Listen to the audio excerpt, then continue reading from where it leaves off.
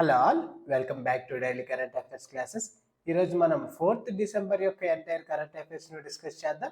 ఈ పీడిఎఫ్ను both English and Telugu మీడియంలో video కింద డిస్క్రిప్షన్లో యాప్ లింక్ ఇవ్వడం జరిగింది. ఈ యాప్లో మనము ఈ డైలీ కరెంట్ అఫైర్స్ యొక్క పీడిఎఫ్ను ఫ్రీగానే అప్లోడ్ చేయడం జరుగుతుంది. వీటితో పాటుగా ఈ కరెంట్ అఫైర్స్ రిలేటెడ్గా 10 మోడల్ ప్రాక్టీస్ బిట్స్ను కూడా ఫ్రీగానే అప్లోడ్ చేయడం జరిగింది. ఈరోజు కరెంట్ అఫైర్స్లో ఉన్న ఇంపార్టెంట్ ఇష్యూని అబ్జర్వ్ చేస్తే డిఫెన్స్ రిలేటెడ్గా ఐఎన్ఎస్ అరిదామన్ అనేది వార్తల్లో నిలవడం జరిగింది. Okay, Indian third indigenous SSBN అయిన ఐఎన్ఎస్ అరిదామన్ను త్వరలో కమిషన్ చేస్తున్నట్లు నౌకాదళ చీఫ్ అడ్మిరల్ అయిన దినేష్ కే త్రిపాఠి గారు ప్రకటించడం జరిగింది. ఇక్కడ మన ఎగ్జామ్ పెర్స్పెక్టివ్లో ఈ ఐఎన్ఎస్ అరిదామన్ అనేది చాలా చాలా ఇంపార్టెంట్. ఇది ఇండియా యొక్క 3వ indigenous nuclear ballistic missile submarine. Okay, ఇది 3వ న్యూక్లియర్ బ్యాలిస్టిక్ మిసైల్ సబ్మెరైన్. దీని యొక్క నేమ్ ఏమిటి అంటే ఐఎన్ఎస్ అరిదామన్. ఇది భారతదేశం నిర్మించిన 3వ స్వదేశీ అణు బాలిస్టిక్ క్షిపణి జలాంతర్గామి. ఇక్కడ మన ఎగ్జామ్ పెర్స్పెక్టివ్ ఈ ఐఎన్ఎస్ అరిదామన్ అబ్జర్వ్ చేస్తే ఇది అరిహాంత్ క్లాస్ యొక్క ఎస్ఎస్బిఎన్. ఇది అరిహాంత్ క్లాస్ లో 2వ సబ్మెరైన్. దీనికంటే ముందుగా అరిహాంత్ సబ్మెరైన్ ను ప్రారంభించడం జరిగింది. ఇక్కడ మనము ఈ న్యూక్లియర్ సబ్మెరైన్ అబ్జర్వ్ చేస్తే మనకి 2019లో ఫస్ట్ న్యూక్లియర్ సబ్మెరైన్ ప్రారంభించడం జరిగింది. దీని తర్వాత 2024 ఆగస్టులో 2వ న్యూక్లియర్ సబ్మెరైన్ అయిన ఐఎన్ఎస్ అరిగాట్ ను ప్రారంభించడం జరిగింది. నెక్స్ట్ తాజాగా ఈ ఐఎన్ఎస్ అరిదామన్ ను ప్రారంభిస్తామని భారత నౌకాదళ చీఫ్ ప్రకటించడం జరిగింది. ఇక్కడ మనం అబ్జర్వ్ చేస్తే దీన్ని స్ట్రాటజిక్ ఫోర్స్ కమాండ్ వారు పర్యవేక్షించడం జరుగుతుంది. దీన్ని అడ్వాన్స్ టెక్నాలజీ వెసల్ ప్రాజెక్ట్ కింద అభివృద్ధి చేయడం జరిగింది. ఈ ఏటీవీ ప్రాజెక్ట్ని ఎప్పుడు ప్రారంభించడం జరిగింది అంటే 1980 దశకంలో దీన్ని ప్రారంభించడం జరిగింది. ఈ అడ్వాన్స్ టెక్నాలజీ వెసల్ ప్రాజెక్ట్లో భాగంగా ఈ న్యూక్లియర్ సబ్మెరైన్స్ను భారతదేశం అనేది అభివృద్ధి చేయడం జరుగుతుంది. ఇంతవరకు 2 న్యూక్లియర్ సబ్మెరైన్స్ను లాంచ్ చేయడం జరిగింది. ఓకే, ఇప్పటి వరకు 2 న్యూక్లియర్ సబ్మెరైన్స్ ను భారతదేశం అనేది లాంచ్ చేయడం జరిగింది. తాజాగా 3వ సబ్మెరైన్ కూడా ప్రారంభిస్తున్నట్లు ప్రకటించడం జరిగింది. వీటిని ఎవరు నిర్మిస్తున్నారు అంటే షిప్ బిల్డింగ్ సెంటర్, విశాఖపట్నానికి చెందిన షిప్ బిల్డింగ్ సెంటర్ వారు దీన్ని నిర్మించడం జరుగుతుంది. దీనిని 90% కంటే ఎక్కువ స్వదేశీ నాలెడ్జ్ తోనే అభివృద్ధి చేయడం జరిగింది. ఓకే, 90% ఇండిజీనియస్ టెక్నాలజీస్తో వీటిని అభివృద్ధి చేయడం జరిగింది. ఇక్కడ మనం ఈ ఐఎన్ఎస్ అరిహంత్ని అబ్జర్వ్ చేస్తే దీన్ని 2009లో ప్రారంభించగా 2016లో కమిషన్ చేయడం జరిగింది. ఫస్ట్ న్యూక్లియర్ సబ్మెరైన్ అయిన ఐఎన్ఎస్ అరిహంత్ను 2009లో ప్రారంభించి 2016లో కమిషన్ చేయడం జరిగింది. దీంతో భారతదేశం అనేది 6వ ఆపరేషనల్ ఎస్ఎస్బిఎన్ దేశంగా మార్చడం జరిగింది. అంటే మనకంటే ముందుగా 5 దేశాలు ఈ న్యూక్లియర్ సబ్మెరైన్స్ ను యూజ్ చేయడం జరుగుతుంది. అందులో USA, China, Russia, France, UK ఉండడం జరిగింది. ఈ 5 దేశాలు మనకంటే ముందుగా ఈ న్యూక్లియర్ సబ్మెరైన్స్ యూజ్ చేయడం జరిగింది. భారతదేశం అనేది 6వ ఆపరేషనల్ ఎస్ఎస్బిఎన్ దేశంగా మారడం జరిగింది.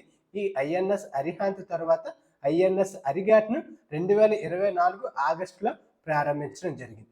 ఓకే, 2024 ఆగస్టులో కమిషన్ చేయడం జరిగింది.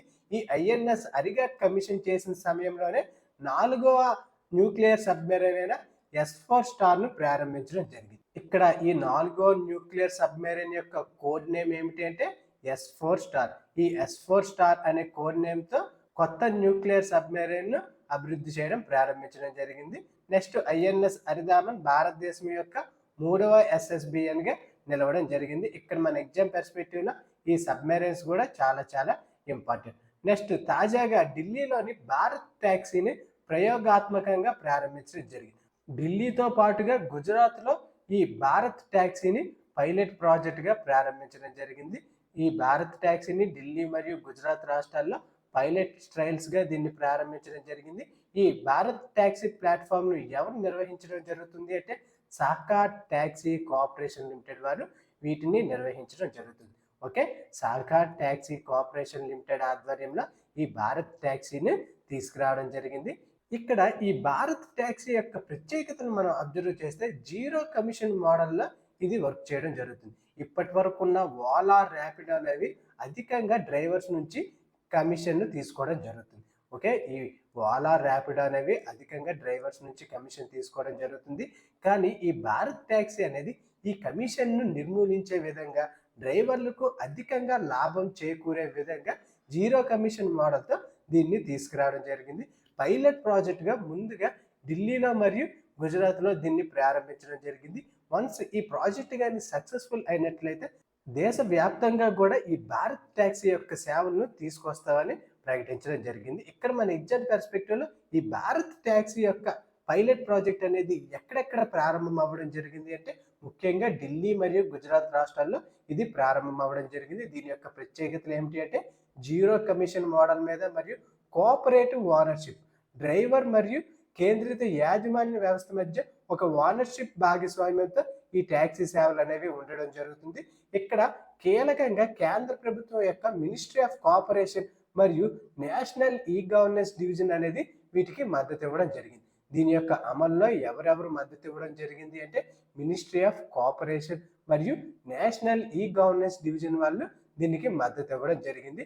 ఇది ప్రభుత్వం యొక్క సహకార సమృద్ధి దృష్టికోణంలో భాగంగా దేశంలో సహకార ఆర్థిక నమూనాలను బలోపేతం చేసేందుకు లక్ష్యంగా దీన్ని ప్రారంభించడం జరిగింది. ముఖ్యంగా ఊబర్, ఓలా, ర్యాపిడో వంటి ప్రైవేట్ కంపెనీల యొక్క మోనోపలీని ఆధిపత్యాన్ని తగ్గించేందుకు ఇక్కడ ఈ భారత్ ట్యాక్సీని ప్రారంభించడం జరిగింది. ఇక్కడ మన ఎగ్జామ్ పర్స్పెక్టివ్లో ఈ భారత్ ట్యాక్సీ సేవలను ముఖ్యంగా ఎక్కడ ప్రారంభించడం జరిగింది ఈ ట్రయల్స్ అంటే ఢిల్లీ మరియు గుజరాత్లో వీటిని ప్రారంభించడం జరిగింది. నెక్స్ట్ వార్తల్లో ఉన్న ఇంపార్టెంట్ కార్యక్రమాన్ని మనం అబ్జర్వ్ చేస్తే బాల్య వివాహ రహిత భారతదేశం 100 రోజుల అవగాహన ప్రచారాన్ని తాజాగా మహిళా మరియు శిశు అభివృద్ధి మంత్రి అయిన అన్నపూర్ణదేవి గారు ప్రారంభించడం జరిగింది. ఓకే, బాల్య వివాహ రహిత భారతదేశ కార్యక్రమాన్ని ఏ మినిస్ట్రీ ప్రారంభించడం జరిగింది అంటే మహిళా మరియు శిశు అభివృద్ధి మంత్రి అయిన అన్నపూర్ణదేవి గారు దీన్ని ప్రారంభించడం జరిగింది.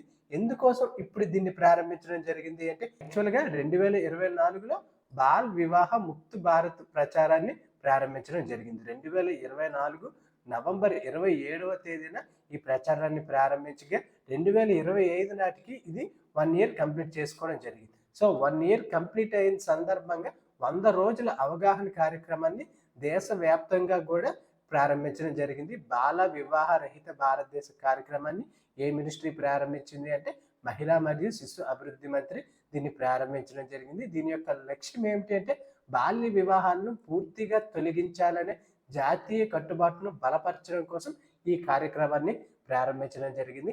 ఇక్కడ మనం రీసెంట్ కరెంట్ అఫైర్స్ అబ్జర్వ్ చేస్తే మనము ఆల్రెడీ డిస్కస్ చేసాం. భారతదేశంలోనే తొలి బాల్య వివాహ రహిత జిల్లాగా ఏ జిల్లా నిలవడం జరిగింది అంటే బలోద్ జిల్లా, ఛత్తీస్గఢ్కు చెందిన బలోద్ జిల్లా అనేది భారతదేశంలోనే బాల్య వివాహాలను నిర్మూలించిన తొలి జిల్లాగా నిలవడం జరిగింది. ఓకే, ఇందులో టోటల్గా మనకి 436 గ్రామ పంచాయతీలు ఉండగా లాస్ట్ 2 ఇయర్స్లో ఈ గ్రామ పంచాయతీల్లో ఎటువంటి బాల్య వివాహాలు కూడా నమోదవ్వడం జరగలేదు. అందువల్ల ఇది దేశంలోనే తొలి బాల్య వివాహ రహిత జిల్లాగా ఈ బలోద్ జిల్లా, ఛత్తీస్గఢ్కి చెందిన ఈ బలోద్ జిల్లా అనేది నిలవడం జరిగింది.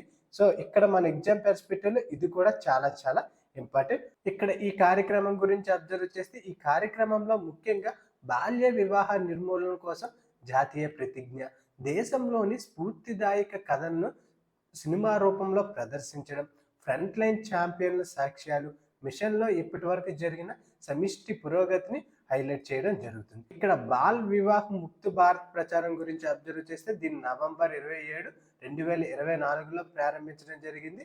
నవంబర్ 27, 2025 నాటికి 1 సంవత్సరం పూర్తి చేసుకోవడం జరిగింది. ఈ ప్రచారాన్ని ప్రారంభించడానికి ముఖ్య కారణం ఏమిటి అంటే బాల్య వివాహాన్ని నిర్మూలించేందుకు దేశవ్యాప్తంగా దీన్ని తీసుకురావడం జరిగింది. ఓకే, ఇక్కడ మన ఎగ్జామ్ పర్స్పెక్టివ్లో ఈ కార్యక్రమం కూడా చాలా చాలా ఇంపార్టెంట్. నెక్స్ట్ వార్తల్లో ఉన్న ఇంపార్టెంట్ సమ్మిట్స్ని అబ్జర్వ్ చేస్తే తాజాగా world summit on disaster management అనేది ప్రారంభం అవ్వడం జరిగింది. ప్రపంచ విపత్తు నిర్వహణ శిఖరాగ్ర సమావేశం అనేది తాజాగా డెహ్రాడూన్లో ప్రారంభం అవ్వడం జరిగింది. ఈ శిఖరాగ్ర సమావేశంలో కేంద్ర మంత్రి జితేంద్ర సింగ్ ఉత్తరాఖండ్లో ముందస్తు హెచ్చరిక వ్యవస్థలను బలోపేతం చేసే కీలక నవీకరణలను ప్రకటించడం జరిగింది.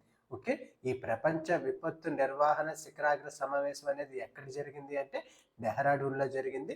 ఈ డెహ్రాడూన్లో జరిగిన ఈ సమ్మిట్లో జితేంద్ర సింగ్ గారు కీలక నవీకరణను ప్రకటించడం జరిగింది. అందులో 6 కొత్త వాతావరణ రాడర్స్, 33 వాతావరణ అబ్జర్వేటరీస్, 142 ఆటోమేటిక్ వెదర్ స్టేషన్ను ఏర్పాటు చేస్తున్నట్లు ప్రకటించడం జరిగింది. ఇక్కడ మనము ఈ world summit on disaster management గురించి అబ్జర్వ్ చేస్తే ప్రపంచవ్యాప్తంగా ఉన్న శాస్త్రవేత్తలు, విధాన నిర్ణేతలు, పరిశ్రమ నిపుణులు పాల్గొనే ఒక గ్లోబల్ డిజాస్టర్ మేనేజ్మెంట్ కాన్ఫరెన్స్. విపత్తుల ప్రమాదాన్ని తగ్గించడంలో ఫ్యూచర్ రెడీ వ్యూహాలను రూపొందించడమే ఈ సమ్మిట్ యొక్క ముఖ్య లక్ష్యం. 2025 ఈ సమ్మిట్ ఎక్కడ జరిగింది అంటే భారతదేశంలోని ఉత్తరాఖండ్లో జరిగింది.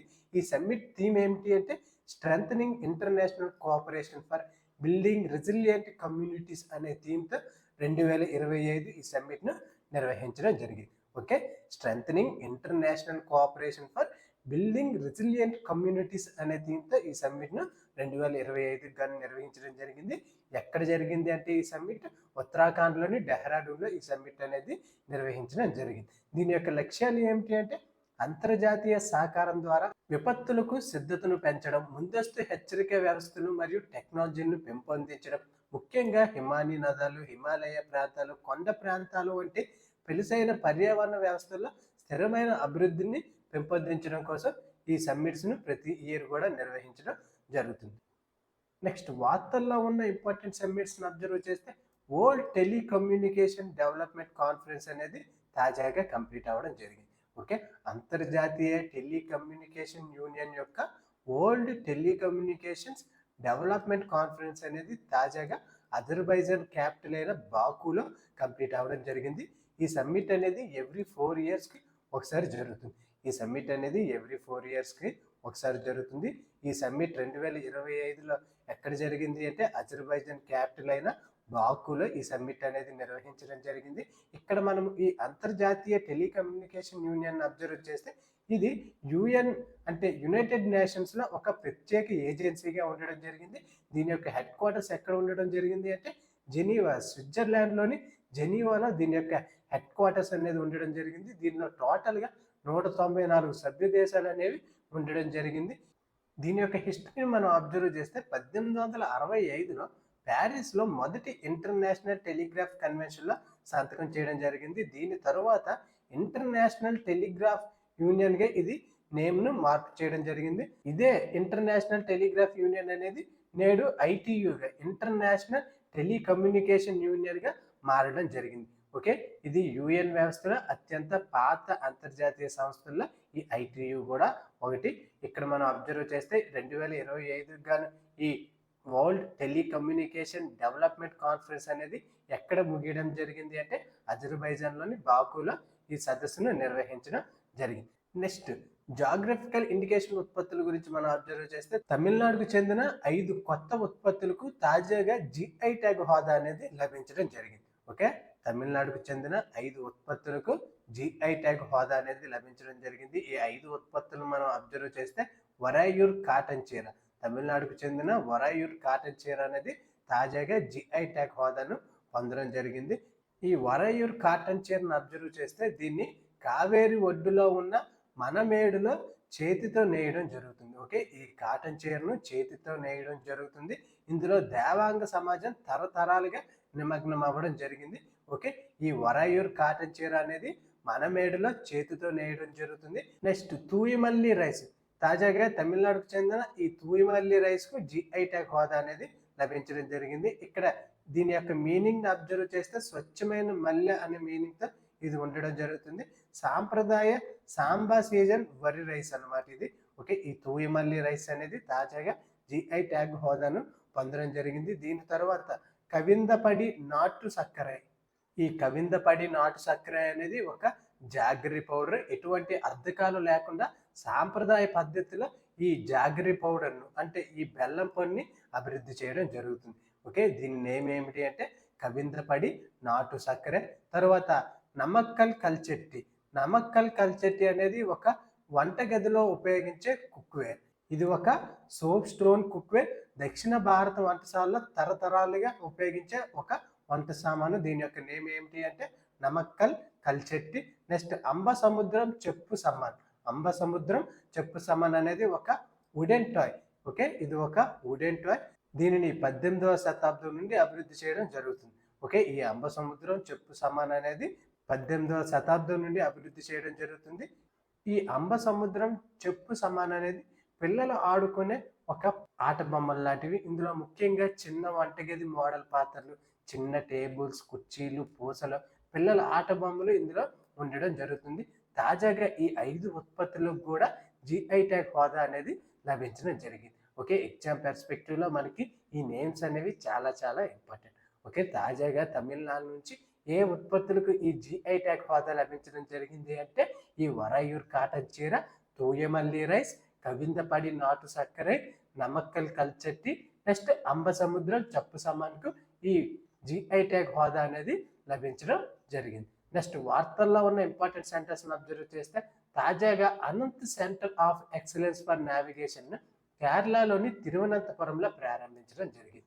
ఓకే, ఈ Anant centre of excellence for navigation ఎక్కడ ప్రారంభించడం జరిగింది అంటే కేరళలోని తిరువనంతపురంలో దీన్ని ప్రారంభించడం జరిగింది. దీన్ని ఎవరు ప్రారంభించారు అంటే ప్రస్తుతం ఇస్రో చైర్మన్ అయిన వి నారాయణ గారు దీన్ని ప్రారంభించడం జరిగింది. ఇది భారతదేశపు మొట్టమొదటి private navigation hub.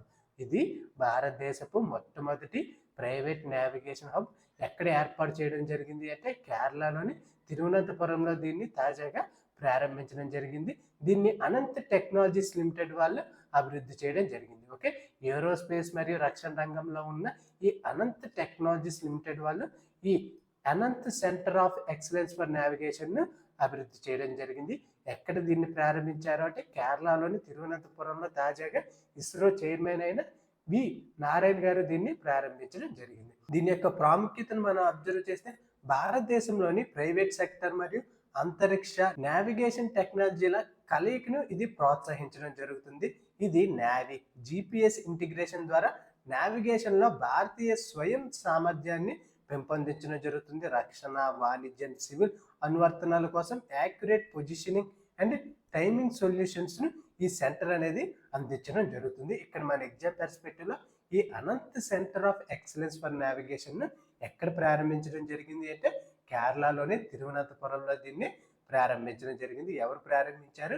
ISRO chairman అయిన వి నారాయణ గారు దీన్ని ప్రారంభించడం జరిగింది. దీన్ని ఎవరు అభివృద్ధి చేశారు అంటే అనంత్ టెక్నాలజీస్ లిమిటెడ్ వాళ్ళు దీన్ని అభివృద్ధి చేయడం జరిగింది.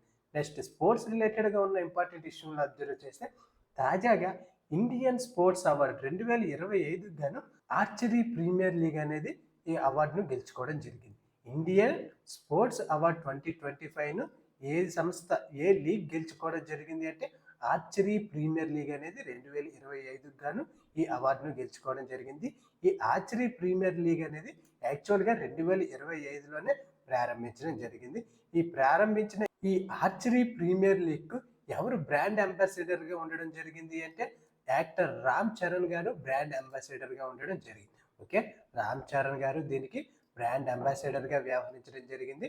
తాజాగా న్యూఢిల్లీలోని 15th గ్లోబల్ స్పోర్ట్స్ సమ్మిట్ అనేది కంప్లీట్ అవ్వడం జరిగింది. Okay, 15th global sports summit అనేది న్యూఢిల్లీలో నిర్వహించడం జరిగింది.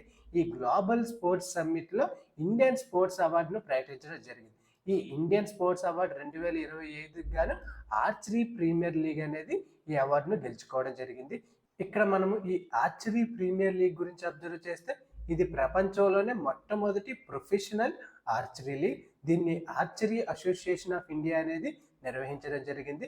ఈ ప్రారంభ సీజన్ అనేది ఎప్పుడు ప్రారంభం అవ్వడం జరిగింది అంటే 2025 అక్టోబర్ 2న ఇది ప్రారంభం అవ్వడం జరిగింది. ఈ ఆర్చరీ ప్రీమియర్ లీగ్ అనేది 2025 అక్టోబర్ 2న ప్రారంభం అవ్వడం జరిగింది. ఎక్కడ ఈ ఆర్చరీ ప్రీమియర్ లీగ్ నిర్వహించడం జరిగింది అంటే న్యూఢిల్లీలో ఈ ఆర్చరీ ప్రీమియర్ లీగ్ను నిర్వహించడం జరిగింది. తాజాగా ఇండియా స్పోర్ట్స్ అవార్డ్ 2025ను ఎవరు గెలుచుకోవడం జరిగింది అంటే ఆర్చరీ ప్రీమియర్ లీగ్ అనేది గెలుచుకోవడం జరిగింది. నెక్స్ట్ 2025 వరల్డ్ అథ్లెటిక్స్ అవార్డ్స్ని అబ్జర్వ్ చేస్తే మెన్స్ వరల్డ్ అథ్లెటిక్ ఆఫ్ ఇయర్గా అర్మాన్ డూప్లెంటిస్, స్వీడన్కు చెందిన అర్మాన్ డూప్లెంటిస్ గెలుచుకోవడం జరిగింది. అదే ఉమెన్స్ వరల్డ్ అథ్లెట్ ఆఫ్ ఇయర్గా సిడ్నీ మెక్లాలిన్ లావరెన్ గారు గెలుచుకోవడం జరిగింది.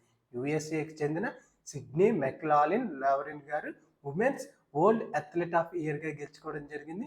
అదే మెన్స్ వరల్డ్ అథ్లెట్ ఆఫ్ ఇయర్గా స్వీడన్కు చెందిన ఆర్మన్ డూప్లెంటిస్ గెలుచుకోవడం జరిగింది. ఇక్కడ పర్టికులర్గా ఆర్మన్ డూప్లెంటిస్ని అబ్జర్వ్ చేస్తే స్వీడన్కు చెందిన ప్రముఖ పోల్ వాల్ట్ అథ్లెటిక్ 2025లో పురుషుల పోల్ వాల్ట్ ప్రపంచ రికార్డును 4 సార్లు బదులు కొట్టడం జరిగింది. ఓకే, 2025లో పర్టికులర్గా పురుషుల పోల్ వాల్ట్ ప్రపంచ రికార్డును బదులు కొట్టడం జరిగింది.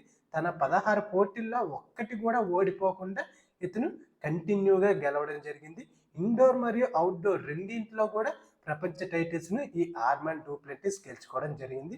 అందువల్ల మెన్స్ వరల్డ్ అథ్లెట్ ఆఫ్ ఇయర్గా 2025 గాను ఆర్మన్ డూప్లెంటిస్ గెలుచుకోవడం జరిగింది. అదే ఉమెన్ వరల్డ్ అథ్లెట్ ఆఫ్ ఇయర్గా మనం అబ్జర్వ్ చేస్తే సిడ్నీ మెక్లాలిన్ లావరిన్, యుఎస్ఏకి చెందిన సిడ్నీ మెక్లాలిన్ లావరిన్ గారు ఈ అవార్డును గెలుచుకోవడం జరిగింది.